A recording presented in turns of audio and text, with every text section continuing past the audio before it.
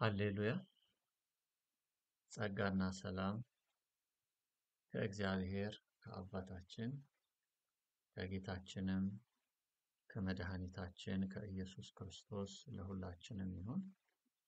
እንደምን አላችሁ የተወደዳችሁ የእግዚአብሔር ቤተሰቦች? ዛሬ እግዚአብሔር እንደፈቀደና እንደወደደ የማቀርብላችሁ የምስራች በሚል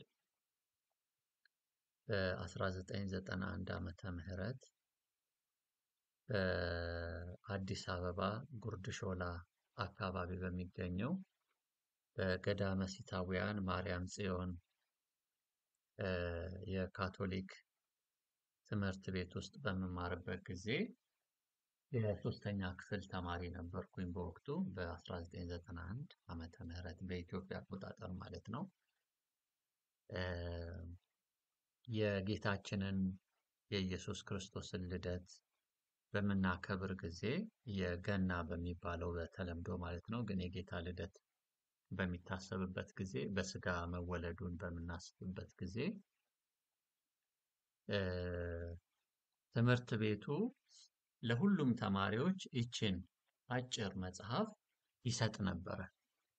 አስታውሳለሁ በ1991 ሶስተኛ ክፍል እያለሁ ለገና ተሰጥቶናል። ይሄ ያ ማለት የዋዜማው ቀን አካባቢ ማለት ነው። ገና በየቤታችን ስለምናከብር የዋዜማው ቀን ወይም አንድ ሁለት ቀን ቀደም ብሎ ወይም ከገና በኋላ ትምህርት ቤት ስንሄድ ይሰጠን ነበር ይሄና ያው እዛ ትምህርት ቤት አሁን እስከ 12ኛ ክፍል ነው የሚያስተምረው። በወቅቱ ግን እስከ 8ኛ ክፍል ብቻ ነበር። ከመዋለ ሕፃናት ጀምሮ እስከ 7ኛ ክፍል እዛ ትምህርት ቤት ተምሬያለሁ።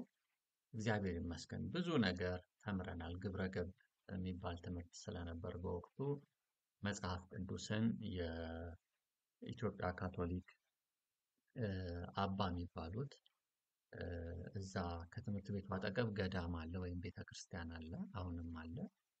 እዛ የሚኖሩ ወንድ ገዳማውያን አባ የሚባሉት እየመጡ ያስተምሩን ነበረ። በዛ ብዙ የመጽሐፍ ቅዱስን ታሪክ ከልጅነት ጀምሮ እንዳው የመጽሐፍ ቅዱስን ሐሳብ በተወሰነ መልኩ እንኳን ጥርት ብሎ እንዳው ስለ እግዚአብሔር ሙሉ ሐሳብ በክርስቶስ ኢየሱስ ምን እንዳደረገልን በይበልጥ ባንረዳም ግን ከዘፍጥረት እስከ ራእይ ብዙ ክፍሎችን እንድናቅ ቢያንስ መጽሐፍ ቅዱስ ምንድን ነው የሚለውን እንድንረዳ ጠቅሞናል። አስታውሳለሁ መዋለ ሕፃናት እያለሁ መዋለ ሕፃናቱ ለብቻ የተለየ ግቢ ያለው፣ እዛ ግቢ ደግሞ የሚኖሩት ሴት ገዳማውያን ናቸው። ሴቶች መነኮሳት የካቶሊክ ማለት ነው፣ ሲስተርስ ይባላሉ በእንግሊዘኛው። እነሱ ባት የመዋለ ሕፃናት ትምህርት ብዙ ክፍሎች አሉ። ትምህርት ከመጀመሩ በፊት 10 ደቂቃ አስተማሪዋ እንደገባች ሴት ሲስተርስ ይመጣሉ፣ ሴት መነኮሳት መጥተው ከመጽሐፍ ቅዱስ የሆነ ነገር ያስተምሩናል። አስታውሳለሁ ስለ ይቅርታ አሁንም ድረስ ማስታውሰው መጀመሪያ ይቅርታ ምንድነው የሚለውን መዋለ ሕፃናት እያለን አንድ ሲስተር ናቸው መጥተው ያስተማሩን ማለት ነው። እኛ ሁላችን ጓጉተናል፣ ትምህርት ልንማር ነው። ከዛ ሲስተር አንዷ ሲስተር ገቡና ዛሬ ስለ ይቅርታ ነው ማስተምራችሁ አሉ። እንግዲህ በሳምንት በየቀኑ ይሁን በሳምንት 2 ቀን 3 ቀን አላውቅም፣ ትምህርት ጠዋት ከመጀመሩ በፊት 10 ደቂቃ አካባቢ ትምህርት በየሁሉም ክፍል እየገቡ ሴት መነኮሳት ትንሽ ከመጽሐፍ ቅዱስ ትምህርት ይሰጡናልና ስለ ይቅርታ ሲያስተምሩን አስተማሪያችንም የመጀመሪያውን ክፍለ ጊዜ የምታስተምረን ነበረች። ከዛ ሲስተሯ አሁን ለምሳሌ ላስተምራችሁ ብላ የሲስተሯ እግር ላይ በጫማዋ ረገጠች። ሲስተሯ ከረገጠች በኋላ ከዛ ያደረኩት ነገር ትክክል አይደለም አይደል? የሰው እግር መርገጥ አግባብ አይደለም አይደል? ስለዚህ ምንድነው ማለት ያለብኝ አለች። ምንም የምናውቀው ነገር የለም፣ ገና ህፃናት ነን፣ ምናልባት የ5 ዓመት ምናምን ታዳጊዎች ነን። ከዛ ይቅርታ ነው የሚባለው። ይቅርታ እላታለሁ፣ አጥፍቻለሁ፣ ተሳስቻለሁ፣ በድያለሁ፣ ይቅርታ አድርጊልኝ እህቴ እላታለሁ። ከዛ እሷ ደግሞ ምን ትላለች? ይቅር ብዬሻለሁ ትላለች ማለት ነው። ይቅርታን በዚህ ተማርን ማለት ነው። ከዛን ጊዜ በኋላ ጓደኞችን ተሳስቼም ቢሆን ባጠፋ እርስ በርስ ይቅር መባባል ጀመርን፣ እዛ በመዋለ ሕፃናት ውስጥ ማለት ነው። እና እንዲህ ያለን ወደ ትልቁ ግቢ አንደኛ ክፍል ስገባ ሁለተኛ ክፍል ደግሞ ግብረ ገብ የሚባል ትምህርት አለ። እዛ ደግሞ ወንድ አባዎች ከመቶ ነው ማርክ ያለው በአመቱ መጨረሻ ልክ እንደ ሂሳብ፣ እንደ እንግሊዘኛ፣ እንደ ህብረተሰብ እንደሚባለው ትምህርት፣ እንደ ሳይንስ እንደሚባለው ትምህርት ማርክ አለው። መጽሐፍ ቅዱስን የነ አብርሃምን ታሪክ፣ የነ ሙሴን፣ የነ ዳዊትን፣ ከዛ ደግሞ የነ ሩት፣ የነ አስቴርን፣ የነ ኢዮብን ታሪክ፣ የነ ኢሳያስ፣ የነ ኤርሚያስ፣ የነ ሕዝቅኤል፣ የነ ዳንኤልን፣ ከዛ ደግሞ በሐዲስ ኪዳን የጌታችንን የኢየሱስ ክርስቶስን ወንጌል፣ የነ ጳውሎስን፣ እንደዚህ ጥቂት ጥቂት ጥቂት እያደረጉ በሰፊ አይደለም። አንደኛ ክፍል ሙሉ አንድ አመት አስቡት። ሁለተኛ ክፍል ሙሉ፣ ሶስተኛ ክፍል እስከ ሰባተኛ ክፍል ግብረ ገብ ብዙ የመጽሐፍ ቅዱስ ክፍሎችን አስቡ። እንግዲህ ግብረ ገብ በሳምንት አንድ ቀን ክላስ አለው። ስለዚህ አንድ ቀን ወይ ሁለት ቀን በሳምንት ተመልከቱ። በአመት ውስጥ ከአንደኛ ክፍል እስከ ሰባተኛ ክፍል ምን ያህል ብዙ የመጽሐፍ ቅዱስ እውቀትን እንዳገኘንበት ትረዳላችሁ ማለት ነው። እና እግዚአብሔር የተባረከ ይሁን። እንግዲህ የመጽሐፍ መደርደሪያ ሼልፎችን ቼክ ሳደርግ ቤት ውስጥ ያለውን እችን መጽሐፍ አገኘኋት ማለት ነው። ተመልከቱ። አሁን በኢትዮጵያ 2017 ዓመተ ምህረት ነው። ኤፕሪል 1 2025 ነው በውጭ አቆጣጠር ዛሬ። ምን ያህል እግዚአብሔር ቸርነቱን ምሕረቱን ያየሁበት፣ ደግሞም ስለ ጌታ ቃል ብዙ ነገር እንዳስተውል የረዳች መጽሐፍ ናት። ደስ ብሎ የነበረ የዛኔ ሳነባት የነበረችው። አምስተኛ ክፍልም ደግሞ ተሰጥቶን ነበረ። እቺ ግን የሶስተኛ ክፍል ላይ የተሰጠችኝ ናት። መጀመሪያ የተሰጠችኝ ማለት ነው። እና በጣም ትባረኩበታላችሁ ብዬ አስባለሁ። ለልጆች ብቻ አይደለም ለአዋቂዎችም የሚጠቅም ነው። ግን ለልጆቻችሁም ለታዳጊዎችም ለምታውቋቸው ሼር ማድረግ ትችላላችሁ። እና እንቀጥል። የምስራች ይላል። ያው ቀላል የማንበቢያ ዘዴ ሁለተኛ ለመጽሐፍ ይላል። በዚህ መልኩ ነበረች። እኔ ያው በላስቲክ በፌስታል ሸፍኛታለሁ እንደምታዩት። እንቀጥል ወደ ቀጣዩ ገጽ።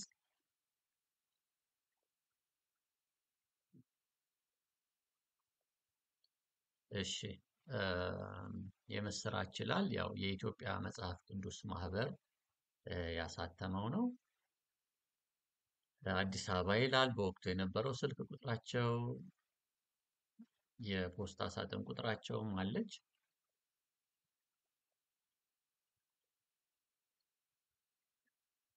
የአርቲስቲክ ማተሚያ ቤት ነበረ የታተመው በወቅቱ። ስለዚህ እናንብብ። ስለዚህ መጽሐፍ የተሰጠ ማሳሰቢያ ይላል። እነዚህን ታሪኮች አንብባችሁ እንደምትደሰቱ ተስፋ አለን። የታሪኮቹ አጻጻፍ ሰው በቀላሉ ሊያነባቸው በሚችል አይነት ነው። ታሪኮቹ ሁሉ የሚገኙት በመጽሐፍ ቅዱስ ውስጥ ነው። መጽሐፍ ቅዱስ ለዓለም ሕዝብ ሁሉ የተሰጠ የእግዚአብሔር ቃል ነው። ይህች ትንሽ መጽሐፍ ሰው በቀላሉ እንዲያነባቸው ከተጻፉት መጻሕፍት አንዷ ናት።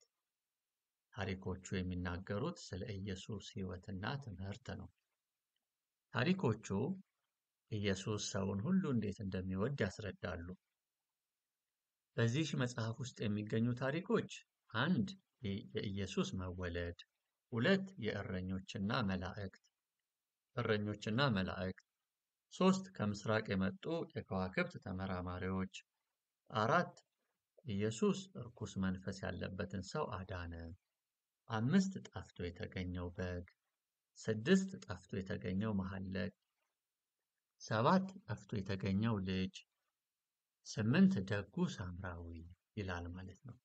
እንግዲህ ከመግባታችን በፊት ወደ ታሪኮቹ የኢትዮጵያ መጽሐፍ ቅዱስ ማህበር እንዳለ መረጃ እስካሁን በኢትዮጵያ ኦርቶዶክስ ተዋሕዶ ቤተክርስቲያን እንዲሁም የኢትዮጵያ ካቶሊካዊት ቤተክርስቲያን እንዲሁም በኢትዮጵያ የሚገኙ የወንጌል አማኞች ህብረት በአንድ ላይ የሚሳተፉበት እንደሆነ መረጃ አለኝ።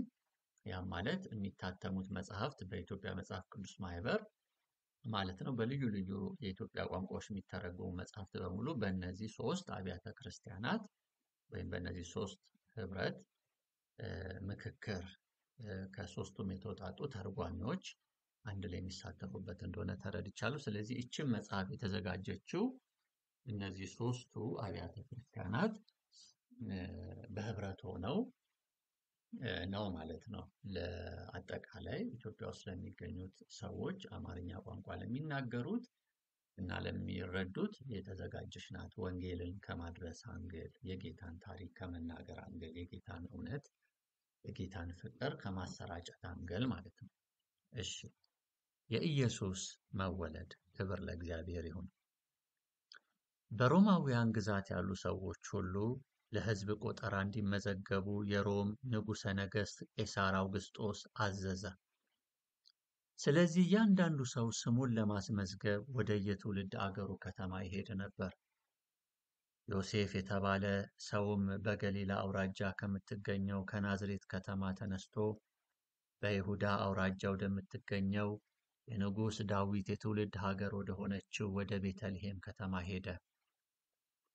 ዮሴፍ ወደ ቤተልሔም የሄደበት ምክንያት በትውልዱ የዳዊት ዘር ስለነበረ ነው።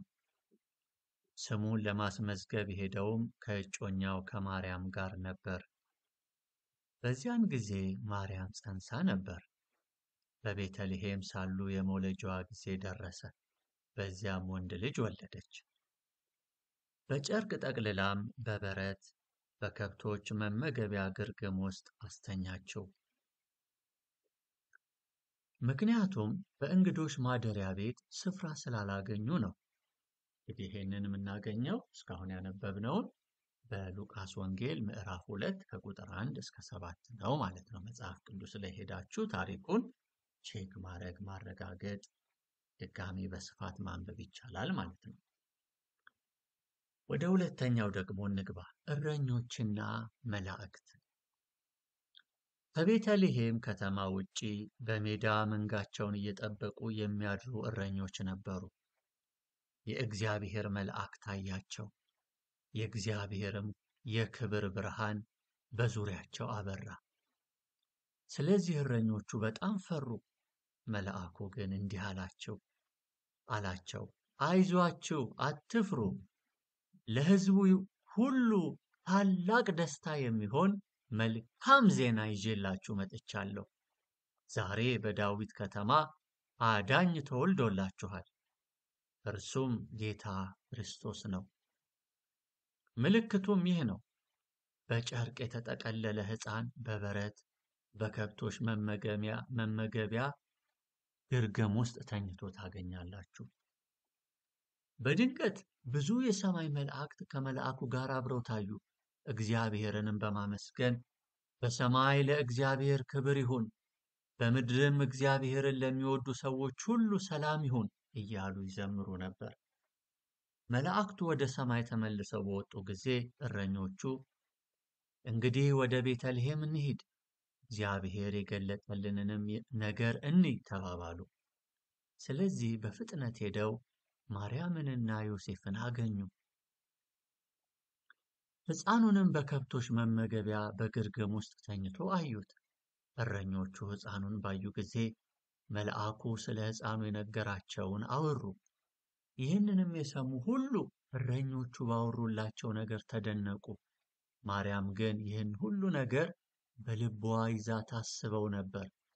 እረኞቹ ሁሉ ነገር መልአኩ እንደነገራቸው ሆኖ አገኙት። በሰሙትና ባዩትም ነገር ሁሉ እግዚአብሔርን እያመሰገኑ ወደ ስፍራቸው ተመልሰው ሄዱ። ሉቃስ ምዕራፍ 2 ከቁጥር 8 እስከ 20 ነው አሁን ያነበብነው ታሪክ እውነት ያለው ማለት ነው።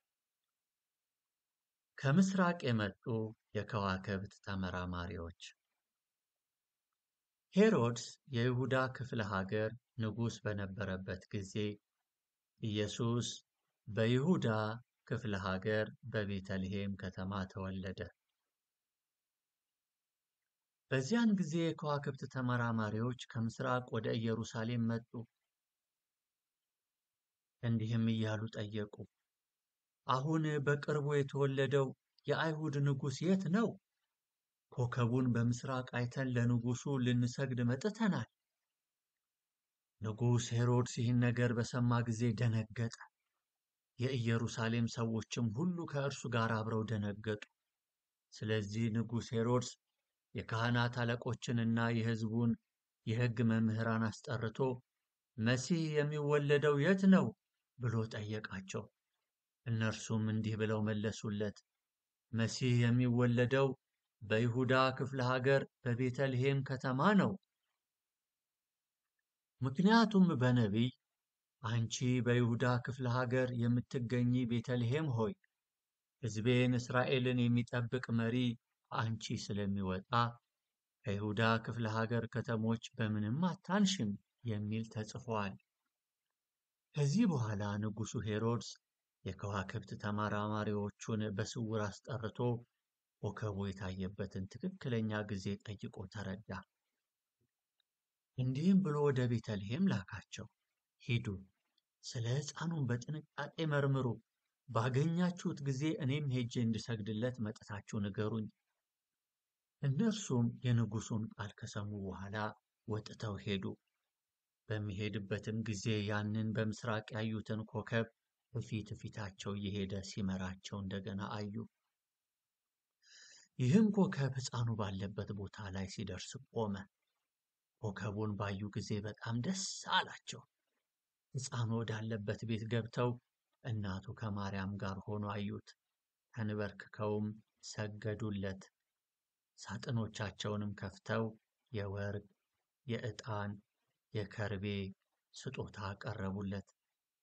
ከዚህ በኋላ ወደ ሄሮድስ ተመልሰው እንዳይሄዱ እግዚአብሔር በሕልም ስላስጠነቀቃቸው በሌላ መንገድ ወደ አገራቸው ተመለሱ። የከዋክብት ተመራማሪዎቹ ከሄዱ በኋላ የእግዚአብሔር መልአክ ለዮሴፍ በሕልም ታይቶ ሄሮድስ ሕፃኑን ለመግደል ስለሚፈልግ ተነስና ሕፃኑን ከእናቱ ጋር ይዘህ ወደ ግብፅ አገር ሽሽ፣ እስክነግርህም ድረስ በዚያ ቆይ አለው። ዮሴፍም በሌሊት ተነሳና ሕፃኑን ከእናቱ ጋር ይዞ ወደ ግብፅ አገር ሄደ። ሄሮድስም እስኪሞት ድረስ እዚያ ቆየ።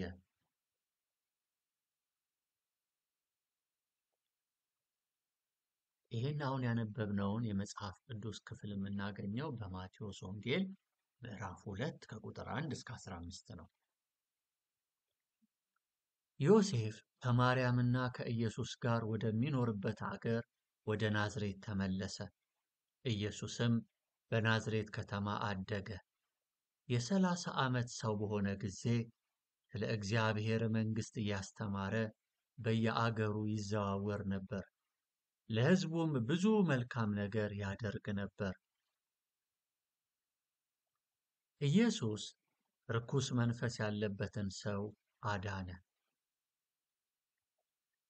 አንድ ቀን ኢየሱስና ደቀ መዛሙርቱ የገሊላን ባህር በጀልባ ተሻግረው ወደ ጌራሴኖን አገር ደረሱ። ኢየሱስ ከጀልባው በወረደ ጊዜ ርኩስ መንፈስ ያለበት አንድ ሰው ከመቃብር ቦታ ወጥቶ ተገናኘው። ይህ ሰው በመቃብር ቦታ ይኖር ነበር። አስሮ ሊያቆመው የሚችል ማንም አልነበረም። ብዙ ጊዜ እግሮቹን በእግር ብረት ይታሰር ነበር። እጆቹን በሰንሰለት ይታሰሩ ነበር። ነገር ግን እጆቹ የታሰሩበትን ሰንሰለት ይበጣጥስ ነበር። እግሮቹ የታሰሩበትንም እግር ብረት ይሰባብር ነበር።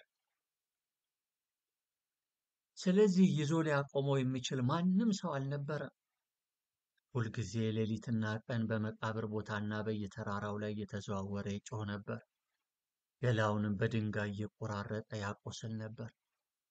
እሱ ኢየሱስን በሩቅ ባየው ጊዜ ወደ ኢየሱስ ሮጠ። በእግሩ ስር ወድቆም ሰገደለት። በታላቅ ድምፅ እየጮኸ አንተ የልዑል እግዚአብሔር ልጅ ኢየሱስ ሆይ ከእኔ ምን ትፈልጋለህ?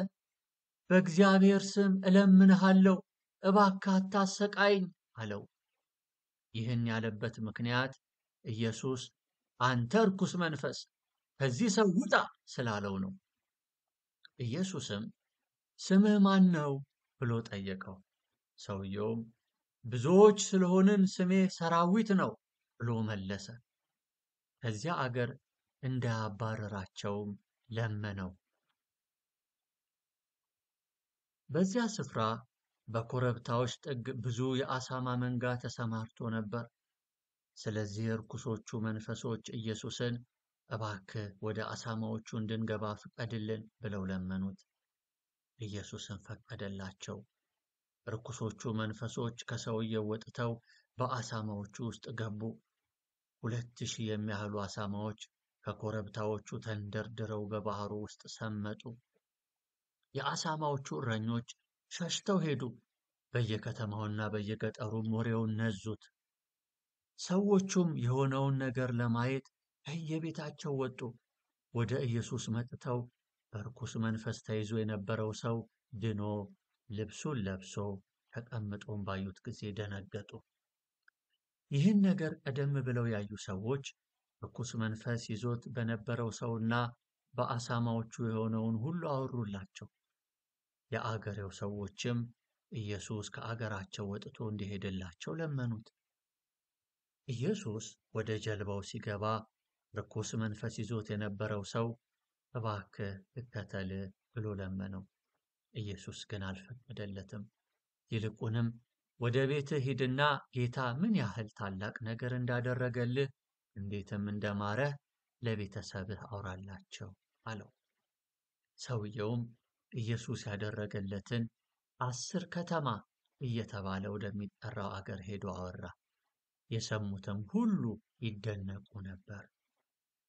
ይህንን ክፍል የምናገኘው በመጽሐፍ ቅዱስ በማርቆስ ወንጌል ምዕራፍ 5 ከቁጥር 1 እስከ 20 ነው። ሄዳችሁም እዛ ክፍል ላይ ማንበብ ትችላላችሁ። አሁን ደግሞ ጠፍቶ የተገኘው በግ የሚለውን እናነባለን። አንድ ቀን በሕዝብ ዘንድ የተጠሉ ቀራጮችና ኃጢአተኞች የኢየሱስን ትምህርት ለመስማት ተሰብስበው ወደ ኢየሱስ መጡ። በዚህ ጊዜ ወግ አጥባቂዎች ነን የሚሉ ፈሪሳውያንና የሙሴ ሕግ መምህራን ይህስ ኃጢአተኞችን ይቀበላል፣ ከእነሱም ጋር አብሮ ይበላል እያሉ በኢየሱስ ላይ ማጉረምረም ጀመሩ።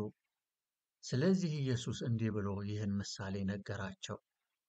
ከእናንተ 100 በግ ያለው ሰው አንድ በግ ቢጠፋበት ምን የሚያደርግ ይመስላችኋል? 99ኙን በዱር ይተዋል። ያንን የጠፋውን በግ እስኪያገኘው ድረስ እርሱን ለመፈለግ ይሄዳል። ባገኘውም ጊዜ በጣም ይደሰታል። በትከሻውም ተሸክሞ ወደ ቤቱ ይመልሰዋል። ወደ ቤቱም በደረሰ ጊዜ ወዳጆቹንና ጎረቤቶቹን በአንድነት ጠርቶ የጠፋውን በጌን አግኝቼ ደስ ብሎኛል፣ እናንተም ከእኔ ጋር ደስ ይበላችሁ ይላቸዋል። ቀጥሎም ኢየሱስ ንስሐ መግባት ከማያስፈልጋቸው ከ99 ጻድቃን ይልቅ ንስሐ በሚገባ በአንድ ኃጢአተኛ ምክንያት እንዲሁ በሰማይ መላእክት ዘንድ ደስታ ይሆናል እላችኋለሁ አለ። ሉቃስ ምዕራፍ 15 ከቁጥር 1 እስከ 7። አሁን ደግሞ ጠፍቶ የተገኘው መሐለ የሚለውን እናነባለን። ቀጥሎም ኢየሱስ እንዲህ አለ።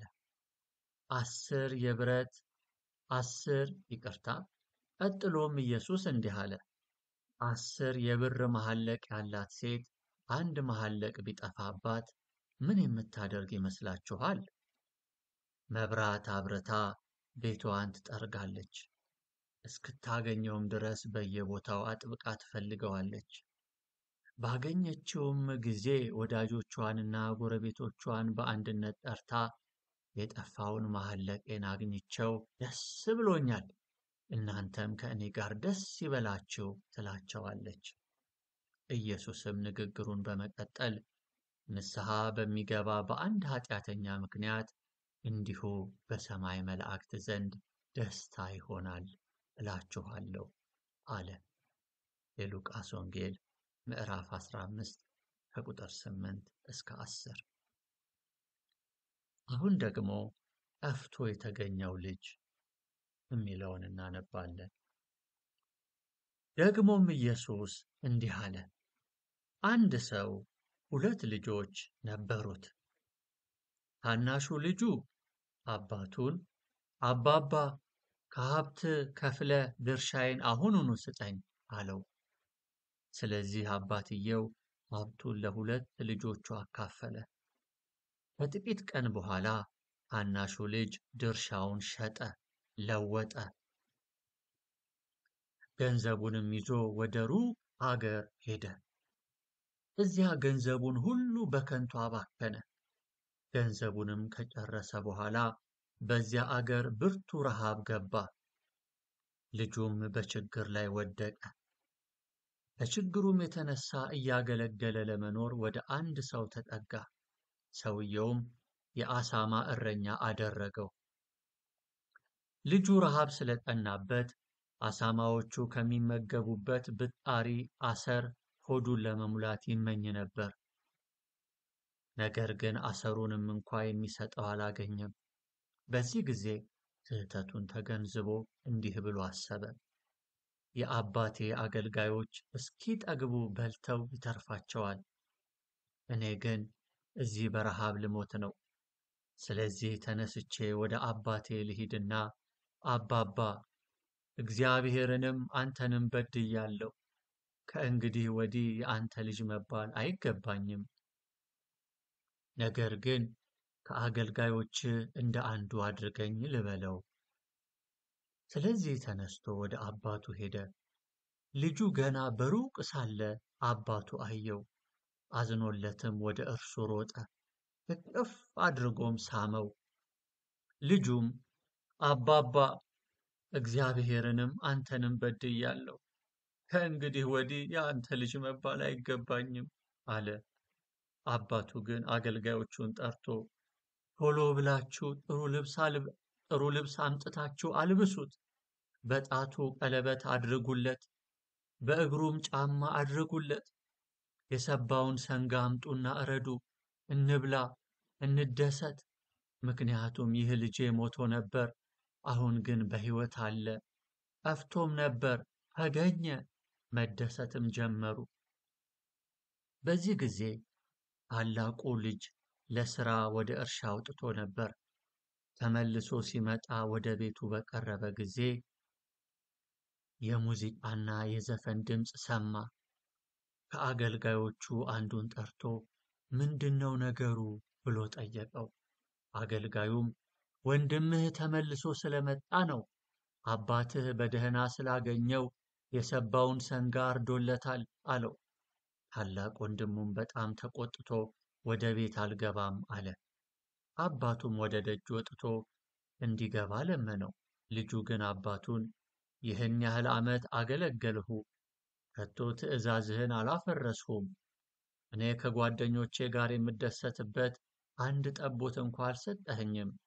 ይህ ልጅ ግን ሀብትህን ከአመንዝራ ሴቶች ጋር አባክኖ በተመለሰ ጊዜ የሰባውን ሰንጋ አረድህለት አለው። አባቱም ልጄ ሆይ አንተ ሁልጊዜ ከእኔ ጋር ነህ፣ የእኔ የሆነ ሁሉ የአንተ ነው። ይህ ወንድምህ ሞቶ ነበር፣ አሁን በሕይወት አለ፣ ጠፍቶ ነበር፣ አሁን ተገኘ። ስለዚህ በጣም መደሰት ይገባል ብሎ መለሰለት። የሉቃስ ወንጌል ምዕራፍ 15 ከቁጥር 1 እስከ 32 ይገኛል። አሁን ደግሞ ደጉ ሳምራዊ እናነባለን። አንድ ቀን አንድ የሙሴ ሕግ መምህር ወደ ኢየሱስ መጣ። ሊፈትነውም ፈልጎ መምህር ሆይ የዘላለም ሕይወት ለማግኘት ምን ማድረግ ይገባኛል ብሎ ጠየቀው። ኢየሱስም በሙሴ ሕግ ምን ተጽፏል? አንብበህስ እንዴት ትረዳዋለህ? አለው። ሰውየውም ሕጉማ እግዚአብሔር አምላክህን በፍጹም ልብህ፣ በፍጹም ነፍስህ፣ በፍጹም ኃይልህ፣ በፍጹም ሐሳብህ ውደድ፣ እንዲሁም ባልንጀራህን እንደ ራስህ አድርገህ ውደድ ይላል አለው። ኢየሱስም በትክክል መልሰሃል፣ እንግዲህ ሂድና ይህንኑ አድርግ፣ የዘላለም ሕይወት ታገኛለህ አለው። የሕግ መምህሩ ግን ራሱን ጻድቅ ለማድረግ ፈልጎ ለመሆኑ ባልንጀራዬ ማን ነው ብሎ ጠየቀው። ኢየሱስም እንዲህ ብሎ መለሰለት፣ አንድ ሰው ከኢየሩሳሌም ወደ ኢያሪኮ ይሄድ ነበር። በመንገድ ሳለ ወንበዴዎች አገኙት፣ ልብሱን ገፈፉት፣ ደበደቡትና ሊሞት ሲያጣጥር ጥለውት ሄዱ። እንደ አጋጣሚ አንድ ካህን በዚያ መንገድ ይሄድ ነበር። ተደብድቦ የተጣለውን ሰው ባየው ጊዜ ምንም ሳያደርግለት በሌላ በኩል አልፎ ሄደ። እንዲሁም አንድ ዲያቆን በዚያ መንገድ ይሄድ ነበር። እርሱም ሰውየውን ባየው ጊዜ ምንም ሳያደርግለት በሌላ በኩል አልፎ ሄደ። አንድ የሰማርያ አገር ሰው ግን በዚያ በኩል ሲያልፍ ወደ ሰውየው መጣ። ባየውም ጊዜ አዘነለት። ወደ እርሱ ቀርቦ ዘይትና የወይን ጠጅ በቁስሉ ላይ አፈሰሰ፣ በጨርቅም ጠምጥሞ አሰረለት። ከዚህ በኋላ በገዛ ራሱ አህያ ላይ አስቀምጦት ወደ አንድ የእንግዶች ማደሪያ ቤት ወሰደው። እዚያም በልዩ ጥንቃቄ ረዳው። በማግስቱም 2 ብር አውጥቶ ለእንግዳ ማደሪያው ባለቤት ሰጠና ይህን ሰው በጥንቃቄ አስታምልኝ፣ ተጨማሪ ወጪ ብታደርግም በምመለስበት ጊዜ እከፍልሃለሁ አለው። ቀጥሎም ኢየሱስ ከእነዚህ ከ3 ሰዎች በወንበዴዎቹ ተደብድቦ ለወደቀው ሰው ባልንጀራ የሆነለት የትኛው ይመስልሃል? አለው። የሕግ መምህሩም ያ ያዘነለትና የረዳው ሰው ነዋ ብሎ መለሰ። ኢየሱስም እንግዲያውስ ሂድ፣ አንተም እንዲሁ አድርግ አለው። ይህን ክፍል የምናገኘው በሉቃስ ወንጌል ምዕራፍ 10 ከቁጥር 25 እስከ 37 ነው። ይህች መጽሐፍ እንግዲህ በመጨረሻ ገጾቿ ላይ የሃሁ የኢትዮጵያ የአማርኛ ፊደላትን እንዲሁም የግዕዝ ፊደላትን ለልጆች በሚሆን መልኩ ታስጠናለች። አማርኛ ቋንቋ የማትችሉም ካላችሁ ሃሁ ሂ ሃ ሄ ህ ሆ እያለ እስከ መጨረሻው ይነበባል። እችም በመጨረሻ ክፍሏ አለች። የመጨረሻ ገጿ ላይም እንደዚሁ አለ። እነ ቨ አሉ። ልዩ ደግሞ ቃላቶች እነ ቆ፣ እነ ቆ፣ እነ ቆ እያሉ የሚሄዱ ቋንቋዎች አሉ። ጓ፣ ጓ፣ ኳ፣ ቋ እንደዚህ አይነት ነገሮች አሉ። የአማርኛ ቃላቶች ቋንቋ ፊደሎች ናቸው። እዚህ ዷ፣ ጧ፣ ዣ ምናምን አሉ። አንድ ቁጥር በአማርኛም በግዕዝ እስከ 10 እስከ 1000 ድረስ በዚህ መልኩ ተጽፏል። መጽሐፏችን ትመስል ነበረ እንግዲህ በ1991 ዓመተ ምህረት የመጨረሻ ገጿ ደግሞ ስትዘጉት የመጨረሻ ሽፋኗ ይሄን ይመስላል።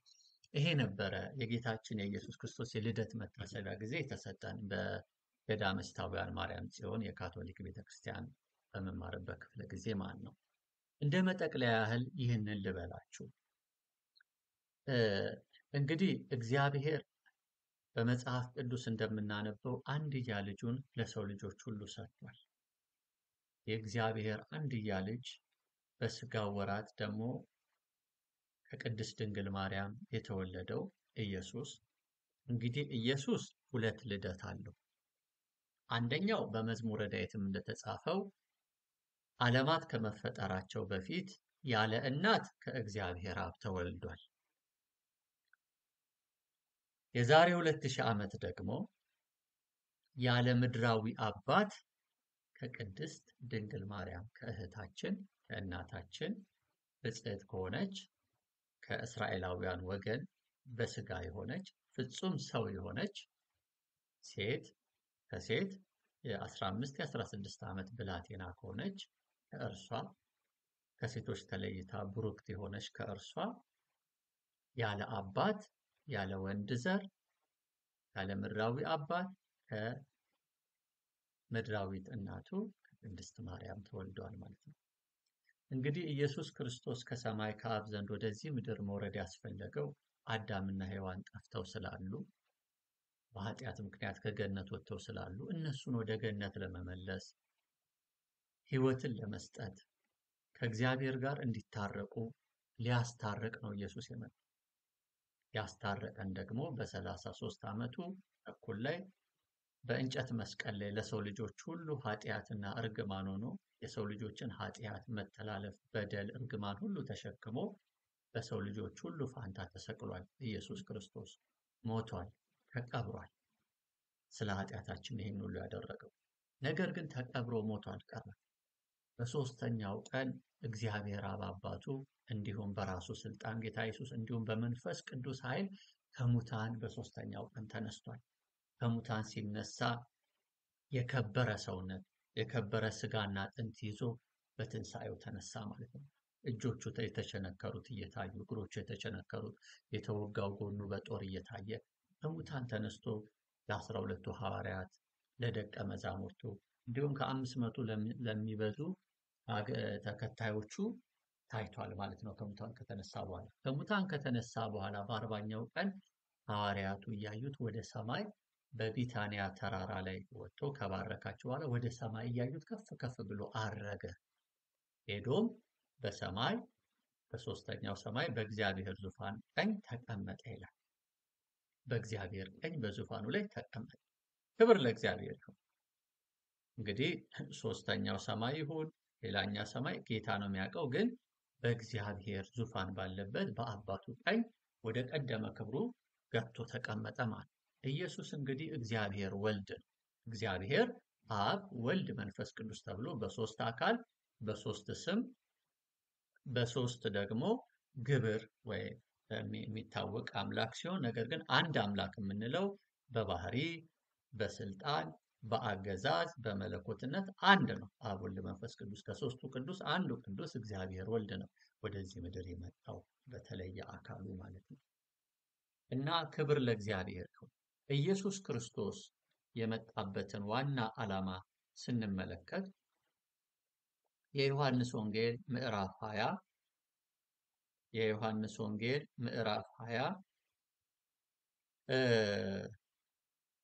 ከቁጥር 24 እስከ 31 ያለውን ላንብብና አጠቃልላለሁ። ነገር ግን ከ12ቱ አንዱ ዲዲሞስ የሚሉት ቶማስ ኢየሱስ በመጣ ጊዜ ከእነርሱ ጋር አልነበረም። ሌሎቹም ደቀ መዛሙርት ጌታን አይተነዋል አሉት። እርሱ ግን የችንካሩን ምልክት በእጆቹ ካላየው፣ ጣቴንም በችንካሩ ምልክት ካላገባሁ፣ እጄንም በጎኑ ካላገባሁ አላምንም አላቸው። ከ8 ቀን በኋላም ደቀ መዛሙርቱ ደግመው በውስጥ ነበሩ። ቶማስም ከእነርሱ ጋር ነበረ። ደጆች ተዘግተው ሳሉ ኢየሱስ መጣ፣ በመካከላቸውም ቆመ። ሰላም ለእናንተ ይሁን አላቸው። ከዚያም በኋላ ቶማስን ጣትህን ወደዚህ አምጣና እጆቼን እይ፣ እጅህንም አምጣና በጎኔ አግባው፣ ያመንህ እንጂ ያላመንህ አትሁን አለው። ቶማስም ጌታዬ አምላኬም ብሎ መለሰለት። አያችሁ፣ ኢየሱስ ክርስቶስ ጌታም ነው አምላክም ነው። አምላክ ማለት ያህዌ ነው። ኢየሱስ ያህዌ ነው። ኢየሱስም ስላየኸኝ አምነሃል፣ ሳያዩ የሚያምኑ ብፁዓን ናቸው አለ። አያችሁ፣ ቶማስ ጌታዬ አምላኬም ብሎ ለኢየሱስ ሲናገር ኢየሱስ ቶማስ የተናገረው ትክክል ስለሆነ እውነት ስለሆነ አዎ አንተ ጌታና አምላክ መሆኔን አምነሃል፣ ስላየኸኝ አምነሃል አለው። ሳያዩ የሚያምኑ ብፁዓን ናቸው አለ። አሁን እኛ ሳናይ ያመንን ብፁዓን ነን። ክርስቶስን በስጋ ወራቱ እንደ ደቀ መዛሙርቱ እንደ 12ቱ አላየነውም አይደል? እነሱ አይተውት ዳሰውት ከአፉ ሕይወትን ቃል እኛ ግን መንፈስ ቅዱስ አግዞን ረድቶን በመጽሐፍ ቅዱስ የተነገረውን የተሰበከውን ወንጌል ሰምተን አምነን ተቀብለን ሳናይ አምነናልና ይህ ብፅዕና ለእኛም ይደርሰናል። ብፁዓን ነን ማለት ነው። እንደ እግዚአብሔር ቃል በዓለም ዙሪያ ያሉ ሁሉ አማኞች የክርስቶስ አማኞች ብፁዓን ናቸው። ቁጥር 30 ኢየሱስም በዚህ መጽሐፍ ያልተጻፈ ሌላ ብዙ ምልክት በደቀ መዛሙርቱ ፊት አደረገ። ነገር ግን ይላል ኢየሱስ እርሱ ክርስቶስ የእግዚአብሔር ልጅ እንደሆነ ታምኑ ዘንድ አምናችሁም በስሙ ሕይወት ይሆንላችሁ ዘንድ ይህ ተጽፏል ይላል። ስለዚህ የዮሐንስ ወንጌል የተጻፈበትም ዓላማ ሌሎቹ 3 ወንጌላት ማቴዎስ፣ ማርቆስ፣ ሉቃስ፣ ዮሐንስ የተጻፉበት ሌሎቹም ከ27 መጻሕፍትም አዲስ ኪዳን መጽሐፍት የተጻፉበት ዋና ዓላማ እምብርቱ ይሄ ነው። የመጽሐፍ ቅዱስ እንደውም ጠቅለል አድርገን የሙሉ የመጽሐፍ ቅዱስ ዓላማ ምንድን ነው ስትሉ ኢየሱስ እርሱ ክርስቶስ የሕያው እግዚአብሔር ልጅ እንደሆነ እናምን ዘንድ ነው።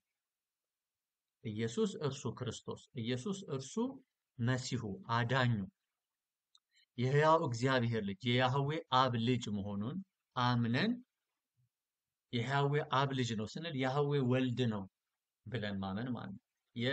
የእግዚአብሔር ልጅ እርሱ ክርስቶስ እርሱ ኢየሱስ ነው ብለን ስናምን ኢየሱስ እርሱ ክርስቶስ የእግዚአብሔር ልጅ ነው ብለን ስናምን አምነን በስሙ ሕይወት ይሆንልን ዘንድ ነው ይሄ የተጻፈው ማለት ነው። ይሄ የምስራች ነው ማለት ነው። የምስራቹ ይህ ነው። የምስራቹ ይህ ነው። ይህች መጽሐፍት ዋና ዓላማ ጌታ ኢየሱስ ክርስቶስን ማስተዋወቅ፣ በስጋ የተገለጠውን እግዚአብሔርን ማስተዋወቅ፣ ሰዎች ሁሉ በስሙ አምነው እሱ ክርስቶስ የሕያው እግዚአብሔር ልጅ አዳኙ የእግዚአብሔር መንገድ የእግዚአብሔር እውነትና ሕይወት እሱ መሆኑን አምነት ሕይወት እንዲሆንልን ነው። ኢየሱስ እንዲህ አለ በዮሐንስ ወንጌል ምዕራፍ 14 ላይ እኔ መንገድና እውነት ሕይወትም ነኝ፣ በእኔ በቀር ወይም በእኔ በኩል ካልሆነ በቀር ወደ አብ የሚመጣ ማንም የለም አለ። ወደ እግዚአብሔር ለመምጣት ብቸኛው መንገድ እግዚአብሔር አብ የሰጠን አንድያ ልጁን ሕያው ቃሉን ክርስቶስ ኢየሱስ በስጋ የተገለጠው ነው። ኢየሱስ እኔ መንገድ ነኝ ወደ እግዚአብሔር መሄጃ፣ እኔ እውነት ነኝ ወደ እግዚአብሔር መቅረቢያ፣ እኔ ሕይወት ነኝ ወደ እግዚአብሔር መግቢያ አለ። እሱ በር ነው፣ መንገድ ነው፣ የበጎች እረኛ ነው፣ የዘላለም ሕይወት ነው። የሚከተለኝ የዮሐንስ ወንጌል ምዕራፍ 8 ላይ ደግሞ እንደዚህ ያለ ጌታ ኢየሱስ የሚከተለኝ የሕይወት ብርሃን ይሆንለታል እንጂ በጨለማ አይመላለስም አለ። ስለዚህ ጌታ ኢየሱስ አንተ ክርስቶስ የሕያው እግዚአብሔር ልጅ ነህ፣ ስለ ኃጢአቴ ሞተሃል፣ እኔ ስለ ማጽደቅ ከሙታን ተነስተሃል ብለን ስናምን ደግሞ ኢየሱስ ዳግመኛ በሕያዋንና በሙታን ላይ ሊፈርድ ይመጣል። ሕያው እግዚአብሔር ነውና እሱ ስናምነው እርሱን ከሞት ወደ ሕይወት ከጨለማው ስልጣን ወደ እግዚአብሔር መንግስት የብርሃኑ ከተማ እንገባለን። በእምነት ኃጢአታችንን እግዚአብሔር ይደመስሰዋል በልጁ ስላመንን።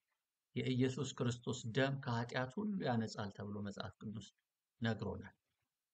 የኛ መልካም ስራ የኛ በጎ ስራ ጥሩ ሆኖ ሳለ ድሆችን መመገባችን፣ የተራቡትን ማብላታችን፣ ርህራሄ፣ ቸርነት ማድረጋችን መልካም ሆኖ ሳለ ዋናው ግን ወደ እግዚአብሔር መንግስት የሚያገባን ከእግዚአብሔር ጋር የሚያስታርቀን ኢየሱስ ነው። ኃጢአታችንን የሚያስወግደው የእግዚአብሔር ልጅ በመስቀል ላይ የከፈለልን ዋጋን ማመናችን ነው። የኢየሱስ ደም ነው ኃጢአታችንን የሚያስወግደው እንጂ የኛ መልካም ስራ ኃጢአታችንን አያስወግድም። በሐዲሱ ኪዳን በኢየሱስ ክርስቶስ ስናምን በመስቀል ላይ የፈሰሰው ክቡር ደሙ የተቆረሰውም ስጋ ኃጢአታችንን የኛን ኃጢአት ከኛ ያስወግዳል። ፈጽሞ ነጭ ያደርገናል። የጽድቅን ልብስ ያለብሰናል።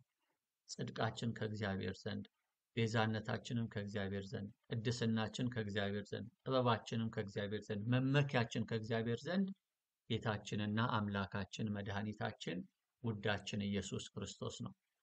ጌታ ኢየሱስ ክርስቶስ ይወዳችኋል። በስሙ እመኑ፣ የኃጢአት ስርየት ታገኛላችሁ። እርሱ የዘላለም ሕይወት የዘላለም ብርሃን ነው። እግዚአብሔር ያፈቅረናል። እግዚአብሔር ያፈቅራችኋል። የምስራች ይሄ ነው። ኢየሱስ የእግዚአብሔር ልጅ እርሱ ክርስቶስ ነው። እግዚአብሔር ይወዳችኋል። በልጁ በኩል ወደ ራሱ ጠርቷችኋል። ሻሎም ሻሎም። ጸጋ ከመንፈሳችሁ ጋር ይሁን። አሜን።